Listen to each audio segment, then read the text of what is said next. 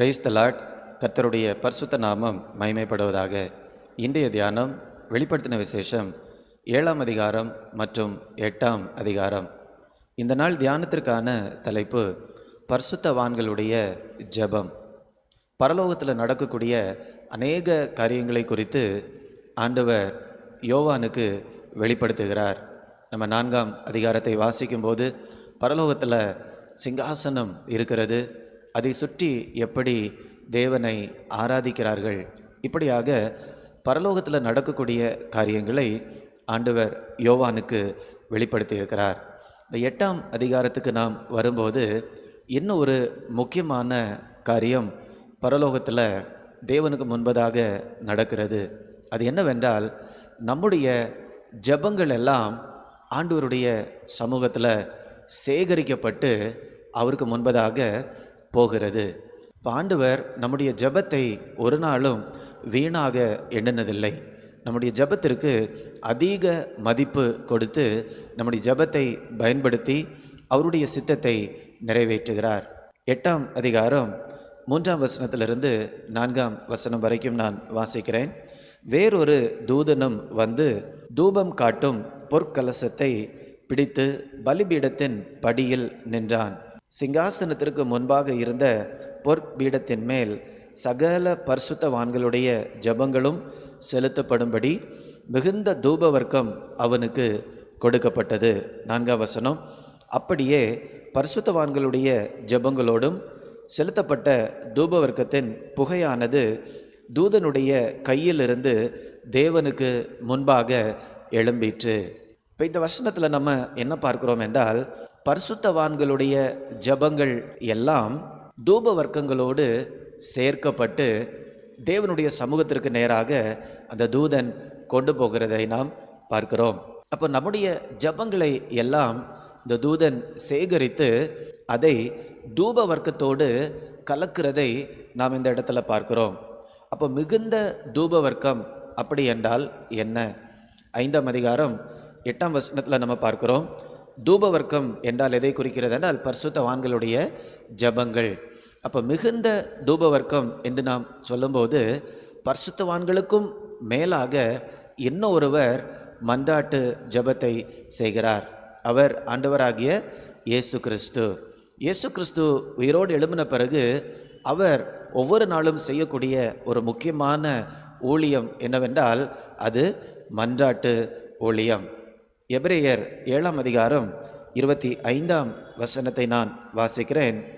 மேலும் தமது மூலமாய் தேவனிடத்தில் சேருகிறவர்களுக்காக வேண்டுதல் செய்யும்படிக்கு அவர் எப்பொழுதும் உயிரோடு இருக்கிறவர் ஆகையால் அவர்களை முற்றும் முடிய ரட்சிக்க வல்லவராய் இருக்கிறார்.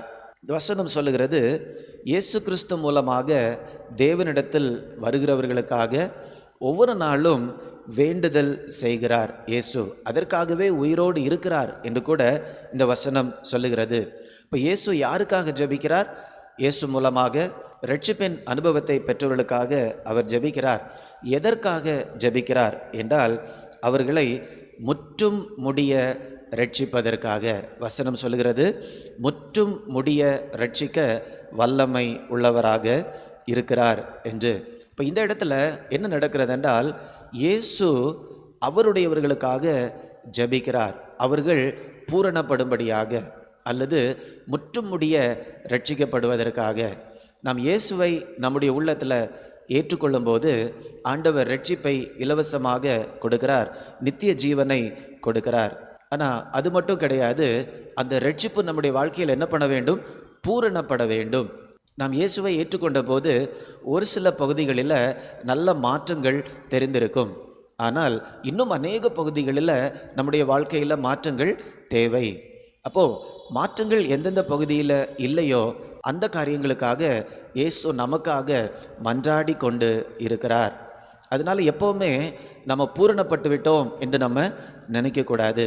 அது மட்டுமல்ல, நம்முடைய குறைகளை ஒத்துக்கொள்வதற்கும் நம்ம என்ன பண்ணக்கூடாது? வெட்கப்படக்கூடாது. நாம் நம்முடைய குறைகளை ஒத்துக்கொள்வதற்கு வெட்கப்படுகிறோம் என்றால் நம்மை குறித்து நம்ம என்ன நினைக்கிறோம்? நான் என்ன ஆயாச்சு? பூரணர் ஆயாச்சு. இனி என்னை குறித்து மாற வேண்டிய காரியம் எதுவுமே இல்லை அப்படி நாம் நினைக்கிறோம். அது பரிசேயருடைய ஆவி. இந்த பரிசேயர்கள் தான் ஜெபிக்கும்போது நாங்கள் எல்லாமே நல்லா இருக்கிறோம், இனி எங்கள் வாழ்க்கையில் மாற வேண்டிய அவசியமே இல்லை, ஆனால் அவங்க தான் என்ன பண்ணணும், மாற வேண்டும். அப்படிப்பட்ட ஆவியை உடையவர்கள். இப்போ நம்ம ஒத்துக்கொள்ள வேண்டும், நம்ம ரட்சிக்கப்பட்டிருக்கிறோம், ஆனால் இன்னும் நிறைய பகுதிகளில் நம்முடைய வாழ்க்கையில் அந்த ரட்சிப்பு கடந்து செல்ல வேண்டும். அதற்காக இயேசு நமக்காக என்ன பண்ணிட்டு இருக்கிறார், மன்றாடி கொண்டிருக்கிறார் என்று. அப்போ இயேசு மன்றாடி கொண்டிருக்கிறார். இன்றைக்கி நம்ம வாஸ்தவ பகுதியில் அவருடைய ஜெபத்தோடு கூட சேர்த்து நம்முடைய ஜெபமும் தேவதூதன் என்ன பண்ணுகிறார், கலந்து தேவனுக்கு முன்பதாக ஆவியில் அதை கொண்டு போகிறார். அப்போ இயேசு பரிசுத்தவான்களுக்காக ஜெபிக்கிறார். இப்போ பரிசுத்தவான்கள் நாம் எதற்காக ஜெபிக்கிறோம் என்று பார்க்கும்போது எபேசியர் 6ஆம் அதிகாரம் 18ஆம் வசனத்தை நான் வாசிக்கிறேன். எந்த சமயத்திலும் சகலவிதமான வேண்டுதலோடும் விண்ணப்பத்தோடும் ஆவியினாலே ஜெபம் பண்ணி அதன் பொருட்டு மிகுந்த மன உறுதியோடும் சகல பரிசுத்தவான்களுக்காகவும் பண்ணும் வேண்டுதலோடும் விழித்து கொண்டிருங்கள்.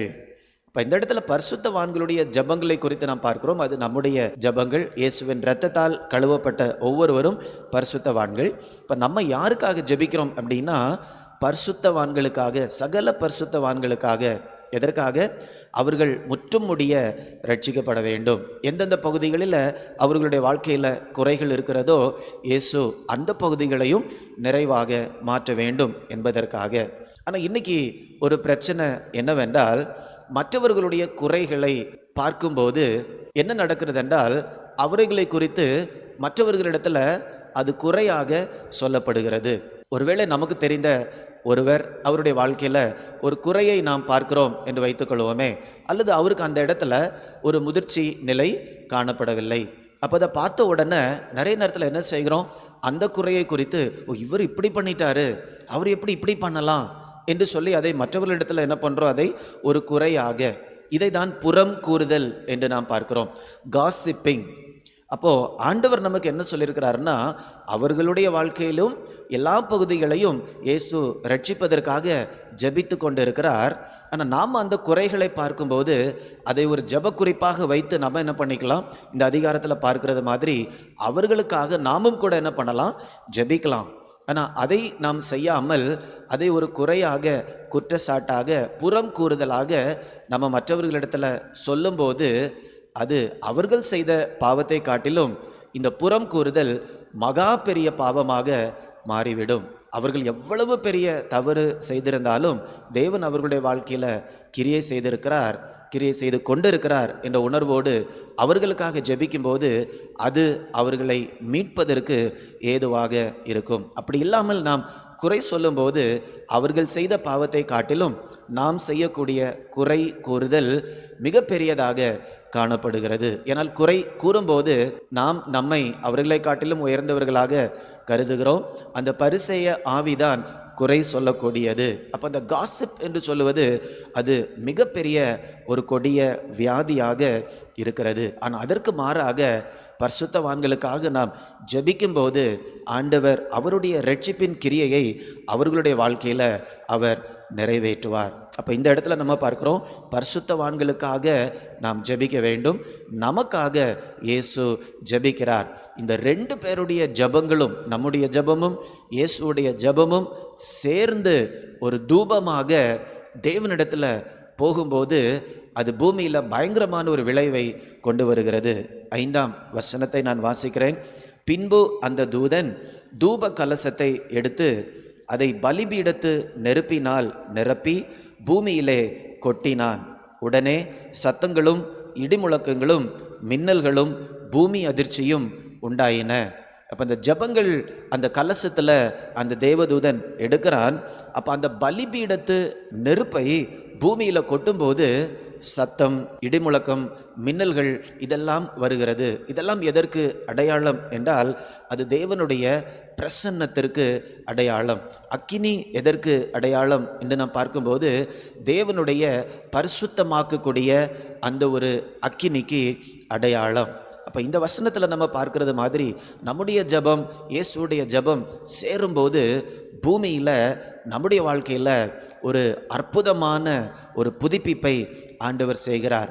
அவருடைய பரிசுத்த அக்கினி நமக்குள்ளாக வந்து இன்னும் சரியில்லாத பகுதிகளை அது சரியாக்குகிறது. அது மட்டுமல்ல, மற்றவர்களுக்காக நம்ம ஜெபிக்கும்போது அவர்களுடைய வாழ்க்கையிலும் இந்த பலிபீடத்திலிருந்து வரக்கூடிய அக்கினி அவர்களுடைய வாழ்க்கையும் கூட ஆழமாக பரிசுத்தப்படுத்துகிறது, அந்த இரட்சிப்பை பூரணப்படுத்துகிறது. இது பெரிய ஒரு ஸ்லாக்கியம். இப்போ பரலோகத்தில் நடக்கக்கூடிய காரியங்களை ஆண்டவர் அப்போஸ்தலனாகிய யோவானுக்கு வெளிப்படுத்தி இருக்கிறார். அப்போ நம்முடைய ஜெபங்கள் அதில் ஒரு முக்கிய பங்கை வகிக்கிறது. எவ்வளோ பெரிய ஸ்லாக்கியம்! அதனால் நம்முடைய ஜெபத்தின் வல்லமையை உணர்ந்தவர்களாக, பரிசுத்தவான்களுடைய ஜெபங்கள் ஆண்டவருடைய நோக்கங்களை நிறைவேற்றுவதற்கு எவ்வளவு முக்கிய பங்கை வகிக்கிறது என்பதை நினைத்து, இயேசு எந்த காரியத்திற்காக ஜெபிக்கிறாரோ அதே காரியத்துக்காக நமக்காகவும் மற்றவர்களுக்காகவும் நாம் ஜெபிக்கும்போது இயேசுவின் இரட்சிப்பு இந்த பூமியில் நிறைவேறுவதற்கு ஆண்டவர் நம்மையும் பயன்படுத்துவார். அப்படிப்பட்ட நம்முடைய உன்னத அழைப்பை நாம் தொடர்ந்து நிறைவேற்றுவோம். ஆண்டவருடைய நாமம் மகிமைப்படுவதாக. நாம் ஜெபிக்கலாமா? அன்பின் பரலோக பிதாவே, இந்த நல்ல நாளுக்காக உமக்கு நன்றி செலுத்துகிறேன் அப்பா. பரிசுத்தவான்களாகிய எங்களுடைய ஜெபங்களுக்கு ஆண்டவர் பரலோகத்தில் எவ்வளவு முக்கியத்துவம் கொடுத்திருக்கிறீர் என்பதை நாங்கள் தியானிச்சிருக்கிறோம்ப்பா. இயேசு பரிசுத்தவான்களுக்காக ஜெபித்து கொண்டிருக்கிறீர். ஒவ்வொருவருடைய வாழ்க்கையிலும் ரட்சிப்பு நிறைவேறும்படியாக, முற்றிலும் ரட்சிக்கப்படும்படியாக நீங்கள் ஜெபித்து கொண்டே இருக்கிறீரப்பா. முதலாவதாக இதை தியானிக்கக்கூடிய நாங்கள் எங்களுடைய வாழ்க்கையில் எந்தெந்த இடங்களில் ரட்சிப்பு இன்னும் பூரணப்பட வேண்டுமோ அந்த காரியங்களை அடையாளம் கண்டு கொண்டு எங்களுக்காக நாங்கள் ஜெபிக்க ஆண்டவர் கிருபை தாரும். அது மட்டுமல்லப்பா, எங்களை சுற்றி எத்தனை பேருடைய குறைகளை நாங்கள் காண்கிறோமோ அந்த குறைகளை எல்லாம் நாங்கள் ஜெபத்தில் உங்கள் சமூகத்தில் கொண்டு வர ஆண்டவர் கிருபை தரும்படியாய் ஜெபிக்கிறேன் தகப்பனே. அதன் மூலமாக எங்கள் ஜெபத்தை பயன்படுத்தி அநேகருடைய வாழ்க்கையில் ஆண்டவருடைய ரட்சிப்பின் கிரியைகளை தொடர்ந்து செய்யும்படியாய் ஜெபிக்கிறேனப்பா. அப்படி செய்த உம்முடைய நாமத்தை மகிமைப்படுத்தும் மீட்பர் இயேசுவின் மூலம் கேட்கிறேன் நல்ல பிதாவே. ஆமேன், ஆமேன். God bless you. God bless you.